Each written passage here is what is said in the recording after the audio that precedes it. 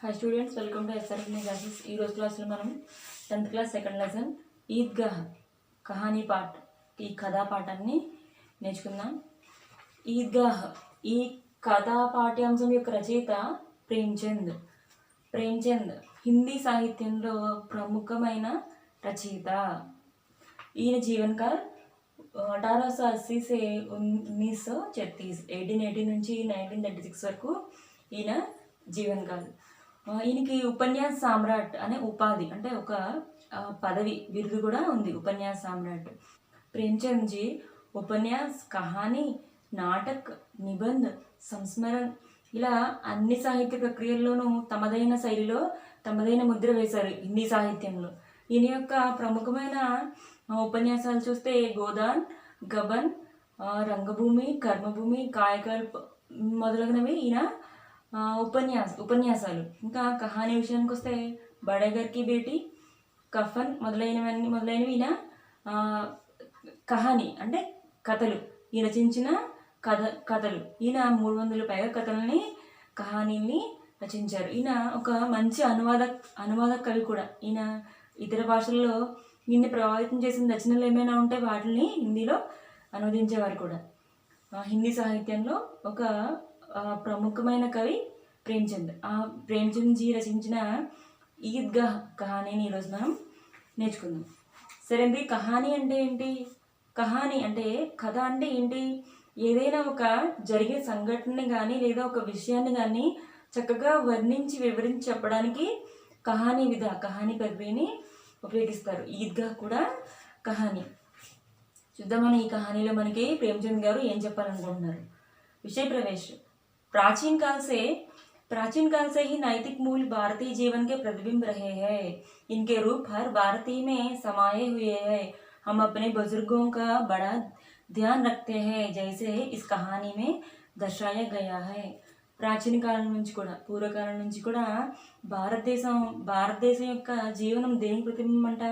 నైతిక విలువలకి ప్రతిబింబం అంట భారతదేశ ప్రజల జీవనం.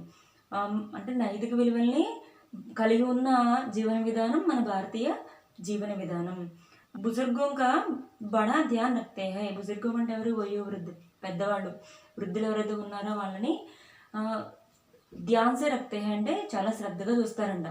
జైసే ఇస్ కహానీ మే దర్శాయా గయా హై. ఈ కహానీలో, ఈ కథాంశంలో అదే విషయాన్ని చెప్పదలుచుకున్నారంట. పెద్దవాళ్ళని, వృద్ధులు ఎవరైతే ఉన్నారో వాళ్ళని ఎంత శ్రద్ధగా చూడాలో ఈ కహానీలో చెప్పారంట. చూడండి, ఇది కొంచెం పెద్ద లెసన్. జాగ్రత్తగా టెక్స్ట్ బుక్ చూస్తూ వినండి.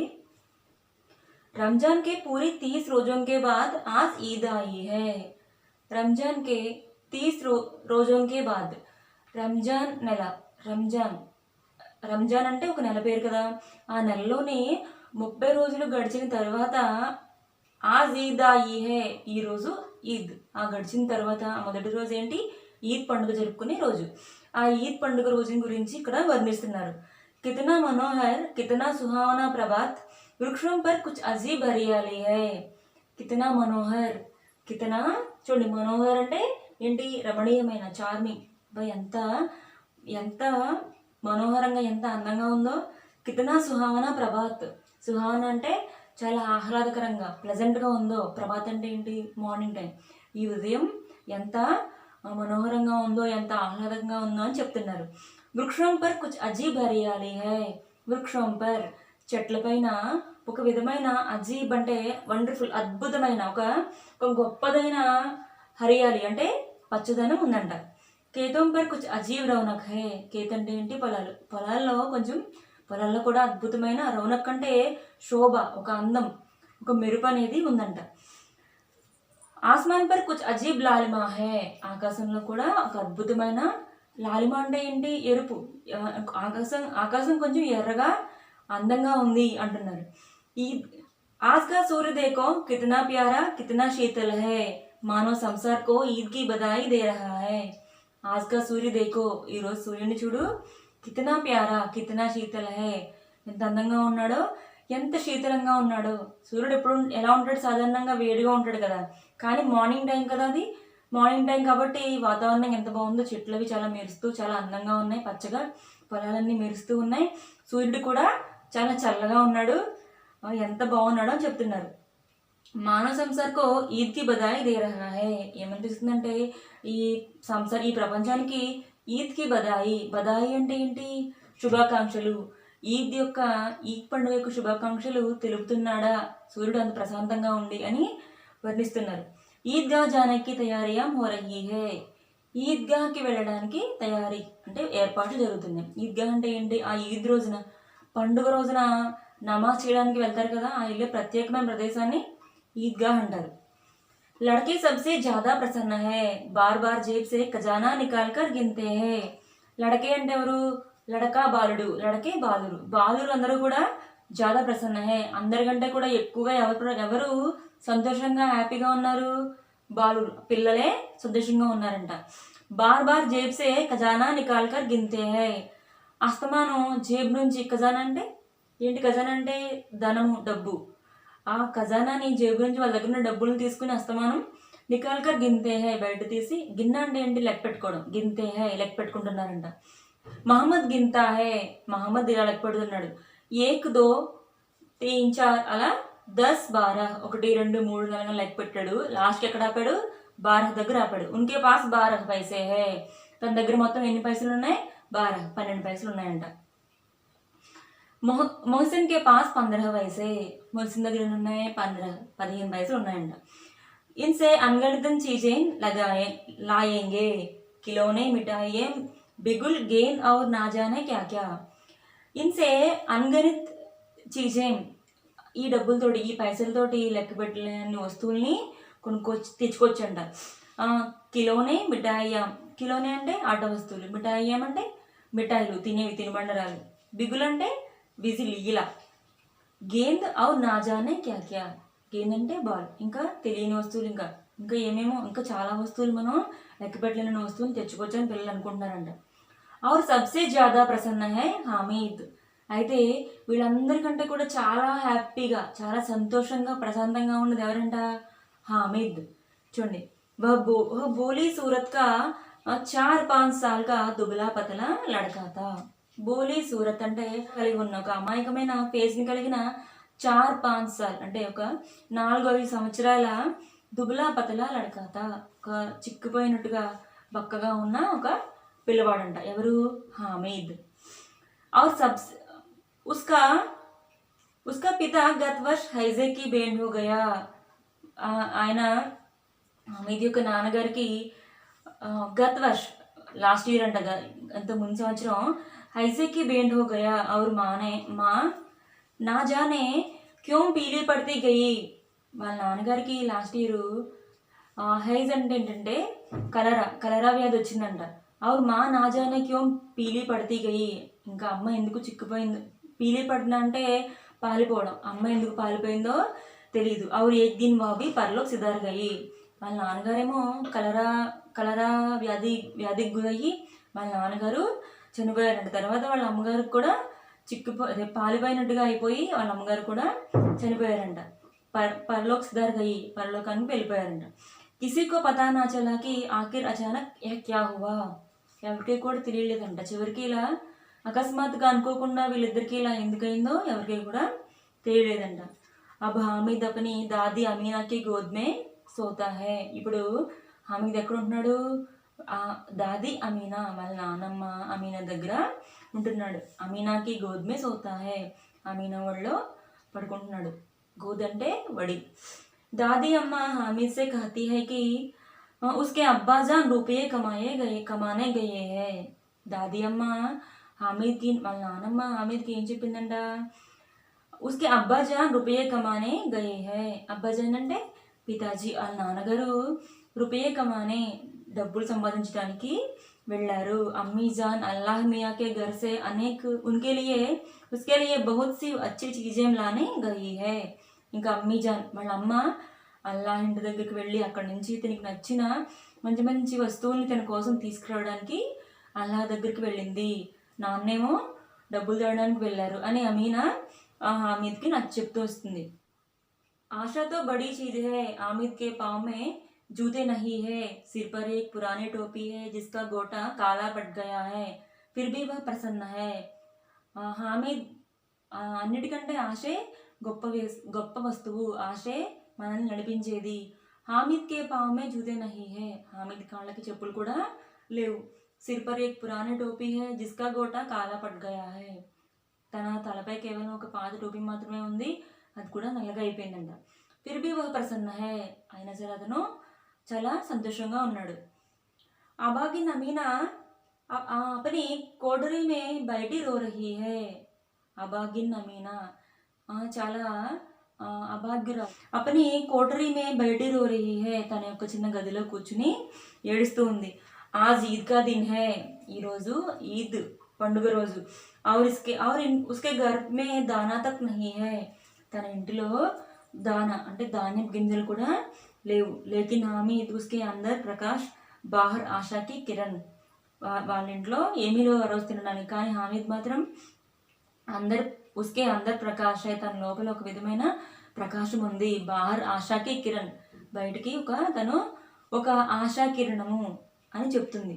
హామీద్ భీతర్ జాకర్ దాదీసే కహతా హై. హామీద్ లోనికి వెళ్ళి దాదీకి ఇలా చెప్తున్నాడు. ఏమని? తుమ్ డర్నా నహీ అమ్మా, నువ్వు భయపడకమ్మా. మై సబ్సే పహలే ఆవుంగా, బిల్కుల్ నా డర్నా.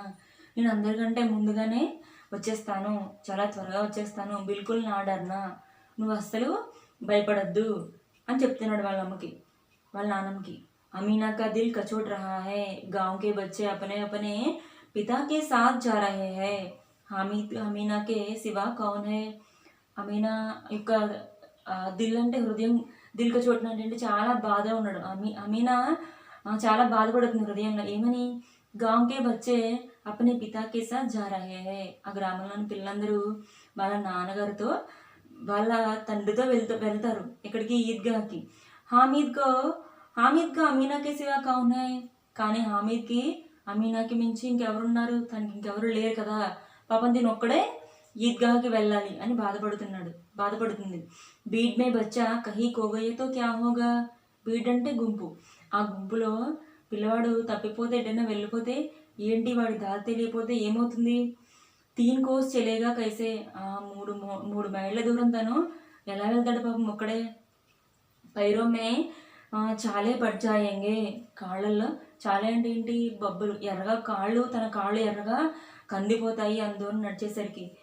జూతే బీతో నహీ హై. పాపం దాని చెప్పులు కూడా లేవు, అంత దూరం నడిస్తే కాళ్ళు కందిపోతాయి. వహ్ తోడీ దూర్ చలాకర్ उसे गोदी ले लेगी. लेकिन यहाँ सेवाएं कौन पकाएगा? पैसे होते तो लौटते लौटते सारी सामग्री जमा करके झटपट बना लेती. यहाँ तो चीज़ें जमा करते करते घंटों लगेंगे. तनो కొంచెం దూరం చూడండి, జూతే भी नहीं. वह थोड़ी दूर चलकर आगे गोदी ले लेगी. తను కొంచెం దూరం ముందుకు వెళ్ళి తన్ని ఒడిలోకి తీసుకుంది. లేకిన్ యహా సెవాయాం కౌన్ పకాయేగా. కానీ ఇక్కడ సెవాయాం అంటే ఏంటి? సేమియాలు. ఆ సేమియా కీర్ పాయసం వండుతారు కదా, అది ఎవరు వండుతారు? పైసే హోతేతో, అదే డబ్బులు ఉంటే ఆ వస్తువునైనా, తను కూడా వెళ్ళిన వస్తువునైనా ఆ సరుకులన్నీ, సామాన్లన్నీ కూడా తెచ్చుకుని వచ్చి వెంటనే వండి పెట్టచ్చు. జట్పట్ బనాలేతి. అవన్నీ ఉంటే సామాన్లన్నీ వెంటనే సమకూర్చుకుని తొందరగా వెంటనే వండేసి సమకూర్చవచ్చు. యహాతో చీజోన్ జమా కర్తే కర్తే గంటోన్ లగేంగి. ఇక్కడ కానీ వస్తువులు సమకూర్చుకోవడానికే చాలా సమయం పడుతుంది, డబ్బులు లేవు కదా, అందుకని అంటుంది. గాంసే మేళా చలా. గ్రామం నుంచి మేళాకు వెళ్ళే వాళ్ళందరూ కూడా స్టార్ట్ అయ్యారు. और बच्चों के साथ हामिद जा रहा था. ఇంకా తన తోటి పిల్లలతో, ఆ ఫ్రెండ్స్తో పాటుగా హామిద్ కూడా వెళ్తున్నాడు. షహర్ కా దామన్ ఆ గయా. ఆ షహర్ అంటే ఏంటి? పట్టణం. ఆ పట్టణం యొక్క దామన్ అంటే చివరి భాగం, క్రింది భాగం ఏదైతే ఉందో అది. ఆ షహర్లోకి వీళ్ళు ఎంటర్ అయ్యారు. సడక్ కే Dono or అమీరోం K బగీచే high. Sadak అంటే రోడ్డు కదా. ఆ రోడ్డుకి దోనో ఓర్, ఇరువైపులా కూడా అమీరోం కే బగీచే. అమీర్ అంటే ధనవంతులు గొప్పవాళ్ళ యొక్క తోటలు ఉన్నాయి. బడి ఇమారత్ అంటే కట్టడాలు, పెద్ద పెద్ద కట్టడాలు. అదాలత్, కాలేజ్, క్లబ్, గర్ ఆది దికాయి దేనే లగే. మొత్తం చూడండి, అదాలత్ అంటే కోర్టు, కాలేజీలు, క్లబ్బులు, పెద్ద పెద్ద ఇల్లు అన్నీ కూడా రోడ్డుకి ఇరువైపులా కనిపిస్తున్నాయి. ఈద్గా జానే వాళ్ళకు टोलियां जाने वालों की टोलियां नजर आने लगी. ఈద్గాకి వెళ్ళే వాళ్ళ ఆ సమూహాలు ఏవైతే ఉన్నాయో కనిపిస్తూ ఉన్నాయి. ఏక్ సే ఏక్ బడ్కీలే వస్త్ర పహన్తే హుయే హై.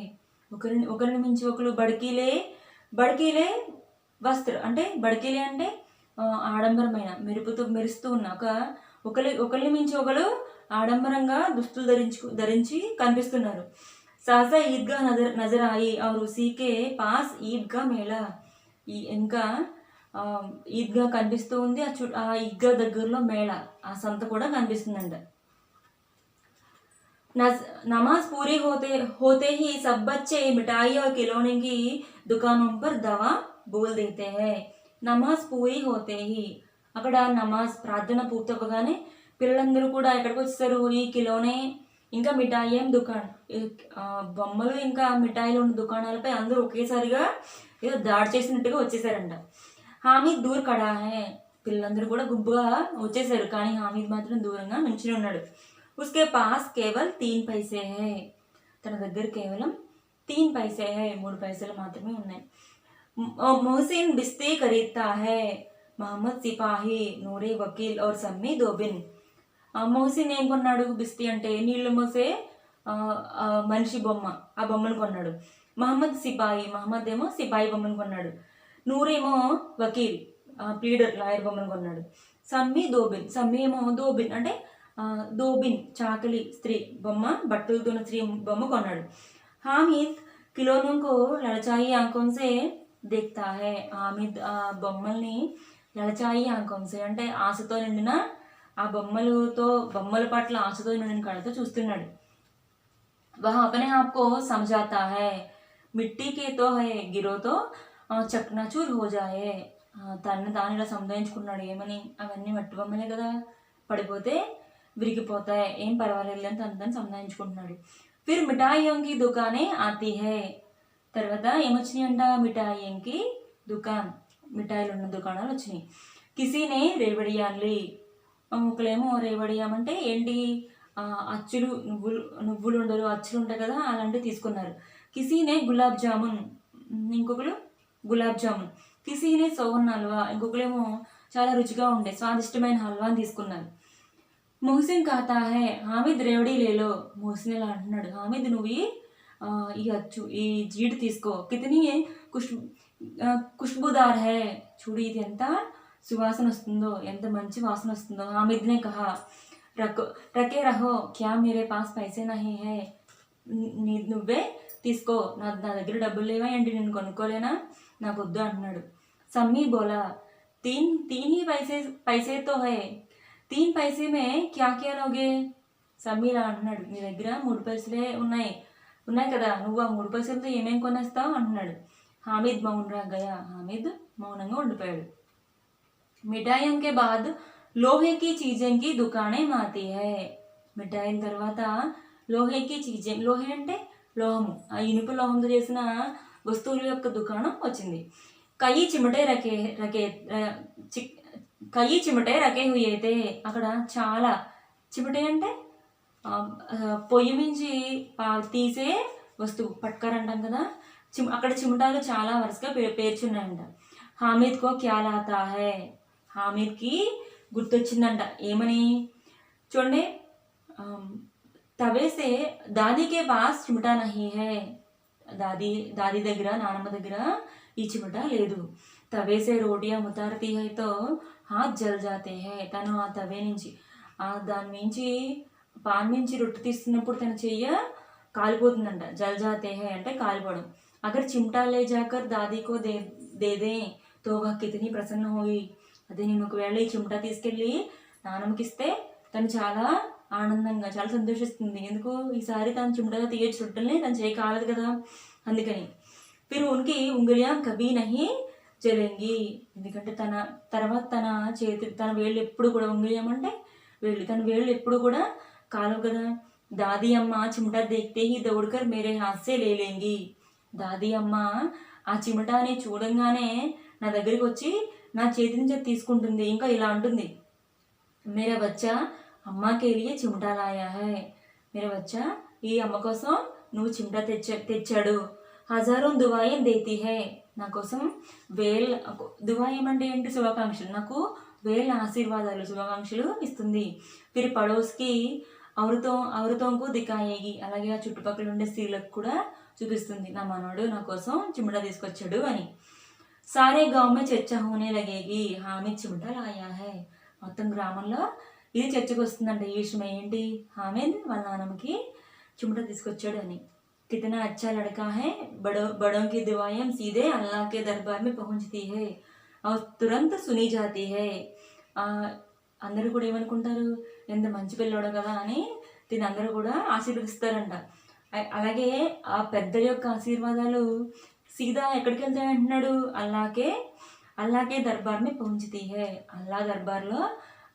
అల్లా దర్బార్కి వెళ్ళిపోతాయంట వీళ్ళందరి ఆశీర్వాదాలు. అప్పుడు తినికి ఏంటి, అక్కడ వెంటనే అల్లాహ్ వింటాడు, తినికి మంచి చేస్తాడు, వాళ్ళ అమ్మని నాన్ని పంపిస్తాడు అని పాపం అనుకుంటున్నాడు వీడు. హామీద్ని దుకాందార్సే పూజా, హామీద్ దుకాందార్తో ఇలా అంటున్నాడు, అడిగాడు, ఏ చిమట కితనే కా హై, ఈ చిమట ఎంతకి వస్తుంది, ఎంత అని అడుగుతున్నాడు. 6 पैसे कीमत सुनकर హామీద్ కా దిల్ బయట గయా. 6 पैसा 6 पैसలు అని దాని యొక్క ఖరీదు వినగానే హామీద్ నిరుత్సాహపడిపోయాడు. దిల్ బయటన అంటే ఏంటి, నిరుత్సాహపడ్డం. హామీద్ నే కలేజా మజబూత్ కర్కే కహా 3 पैसे లేగే. హామీద్ తన ధైర్యం తెచ్చుకుని ఏమని అడుగుతున్నాడు, 3 पैसा లోగే, 3 पैसలు తీసుకుంటారా, 3 पैसలు తీసుకుని నాకు దీన్ని ఇస్తారని ధైర్యంగా అడుగుతున్నాడు. ఎందుకు ధైర్యం చేసుకుని అడుగుతున్నాడు, ఎందుకు తన దగ్గర 3 पैसలే ఉన్నాయి, దాని రేటు 6 पैसలు, మరి అడిగితే ఇస్తాడా ఇవ్వడా అని ధైర్యం చేసుకుని అడుగుతున్నాడు. దుకాందార్నే బులాకర్ చిమటా దే దియా. దుకాందార్ తను పిలిచి సరే అని ఇచ్చాడు, చిమటాని ఇచ్చాడు. హామిద్ నే ఉసే ఇస్ तरह कंधे पर रखा, माने बंदूक हो और शान से अकड़ता हुआ संगियों के पास आया.